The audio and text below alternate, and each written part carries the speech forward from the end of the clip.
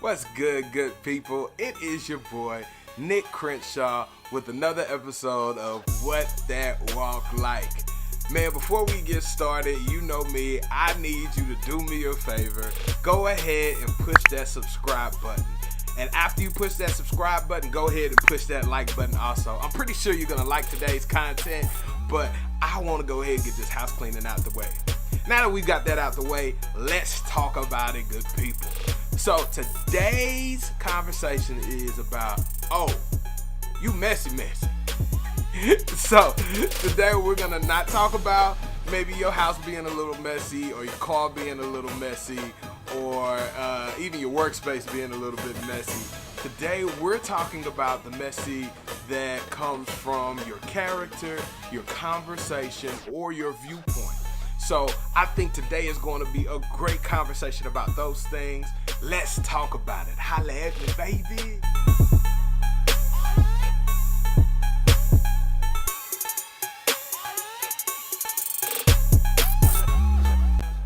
All right, good people, we're back.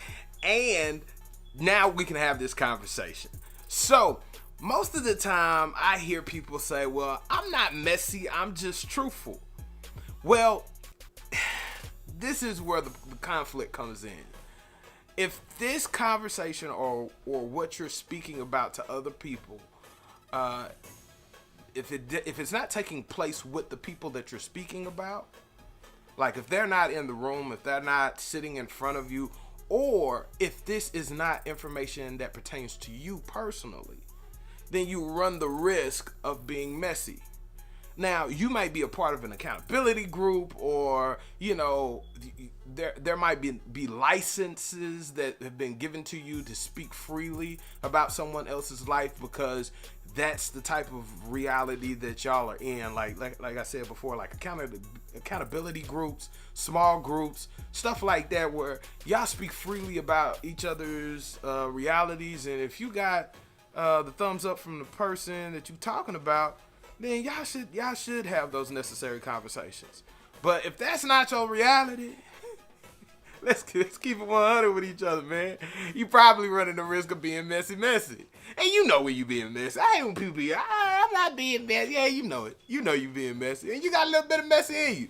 You know, just in case you confused, man, go back to our ratchet conversation. You know, our righteous or ratchet conversation. It's real.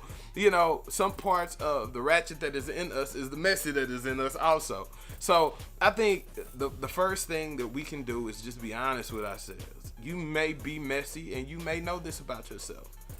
But and I'm not saying that to recognize those things is not a good thing. You should recognize those things within yourself. But we also have a responsibility to do something about that. So if you know you messy and your messy has caused drama in your life, please take the necessary steps to address that. Now, another thing is acting ugly towards somebody else without having a conversation with them first also can be considered messy. Let's say you've had beef with somebody, or you've had a problem with somebody, or y'all have had an argument about something, and the first thing that you do is go tell mutual friends without actually having a conversation with the person that you got a problem with. That can be considered as messy. Sometimes you may be doing that to gain an understanding of that person's viewpoint, or so that you can get wise counsel about how you should approach that. That's not messy. But like I said before, you know when you're being messy. So don't play the game of, I wasn't being messy. I was just getting information so I could help the situation. Nah, that's not how that played out. You know you were being messy. And it's okay. Like, we're having honest, transparent conversation here. So these are the times where you can at least be honest with yourself. That way you can be honest with God, and you can be honest with the people that's around you of saying, hey, this is an area that I struggle with, or you can apologize when needed. Hey, you know what? You know, you called me messy, and at the time I was a little defensive, but really I think maybe this is something that we should talk about, or maybe I need to approach this different in the future so that we don't have these type of confusions. Now, there's another thing that I've come to realize is from the viewpoint of bringing up dramas that you're having with someone else, and that being a messy area of your life. You run the risk of having the viewpoint of someone that does not want peace, that does not want understanding, and that does not want to give forgiveness or to receive forgiveness. Now that in itself can be extremely dangerous if not confronted. That is what causes lasting dramas, and sometimes generational curses. Like, you cursed a relationship that has fed into cursing the relationship between the next generation and the generation after that, when it could have been fruitful relationships that produce great things in the future. A great legacy of love, forgiveness, peace, understanding, greatness. But you rather choose to keep the mess. And I'm not here to judge you on it. I'm just here to hold you accountable on it. I think that we all have those areas in our lives, and it's just like, hey, I don't even need to talk to them no more. Or, hey, I don't really want to have a conversation with them. But it's one thing to avoid interaction or to avoid issues with someone, and it's another thing to also go to other groups of people and be like, I can't stand that person. This is why I can't stand them. But you weren't willing to sit down and have the conversation with the person that you have an issue with. When you don't do that, you're not just hurting the other person potentially. You are fully hurting yourself. And I know people be like they don't understand that concept of, no, I ain't hurting me. You know, your pain is being displayed in your messy. Of course you're hurting yourself. You wouldn't even bring that person up in conversation if that past experience had not hurt you. And you are not going to be able to fully get over that pain until you recognize the hurt. It's just kind of like if you got a deep cut in your arm, to just ignore it has the ability to allow infection to come inside, and you may even have to cut that limb off unnecessarily. Versus if you would have just acknowledged the wound there and then started to apply things to aid the wound, not only could you have saved the limb, but you could have a healthy, strong arm. Maybe with some scars, but healthy and strong all the same. So, that is one of the things, or a few of the things, that I know that when you look at your reality, these are the things that you need to look at. Also, like I was talking about earlier, it's always mess, and then that mess produces a drama. That is the thing that you surely want to avoid. I've known many of fights and things that can be considered way more than just a regular fight that all started with messiness. Oh, she said, or he said, or man, did you hear what that person said about you? Or man, I wouldn't let nobody talk to me like that. Or I wouldn't let nobody talk about me like that.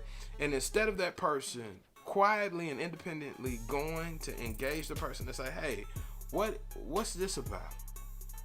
How can we resolve these issues? Because one, I don't need you talking about me, or I don't need, having grown folk conversation about an issue. You just feed into the mess, and then your mess becomes drama. Now, how drama plays out, as everybody knows, can be extremely destructive. It can split families, split long relationships. Dramas can cause emotional, mental, and physical pain. Because, drama might end up somebody start hunting for somebody. You gonna have to, my favorite term, you gotta see me.